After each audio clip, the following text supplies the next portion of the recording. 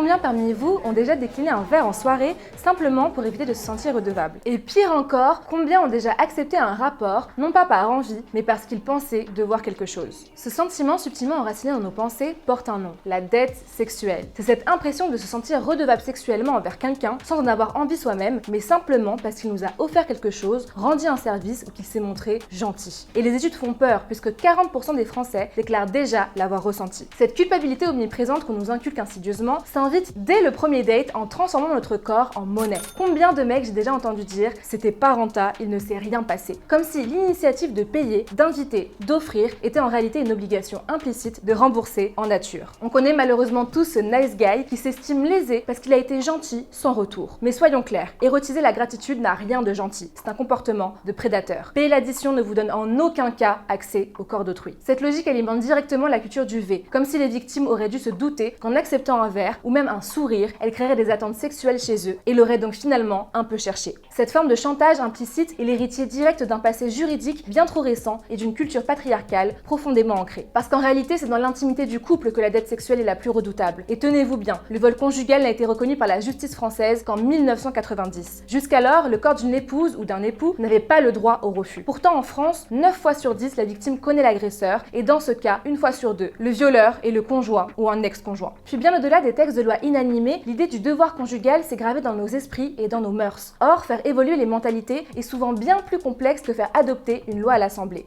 C'est dire. Les générations se sont alors transmises cette obligation tacite sans même y penser. Sans surprise, la dette sexuelle est en majorité subie par les femmes, puisque 53% d'entre elles sont concernées, contre 23% des hommes. Selon les chercheurs, ce fléau s'explique par cette distribution binaire des rôles genrés. Parce que oui, personne n'échappe à ces scripts toxiques et stéréotypés imposés par l'hétéronormativité de notre société. Les femmes sont socialisées à accepter les invitations tout en restant dans la passivité, découragées à prendre une quelconque initiative. Tandis que les hommes, eux, sont socialisés à être dans l'action, à inviter les femmes, à payer pour le premier date. Les hommes se voient alors moins souvent dans une position qui doit consentir à un acte puisqu'ils sont eux-mêmes à l'initiative de cet acte. Mais cette pression viriliste peut aussi devenir malsaine pour eux. Ils peuvent se sentir obligés d'initier des rapports sans réelle envie pour remplir ce rôle genré qui nous est à tous assigné jusque dans nos pieux. Les femmes, elles, sont piégées dans cette passivité imposée, dans cette volonté effacée qui les invite à exister que pour complaire l'autre. Craindre de passer pour une allumeuse si on refuse les avances d'un homme avec qui on a été gentil ou dont on a accepté l'invitation, mais ne pas pouvoir coucher au premier date sous peine d'être une grosse.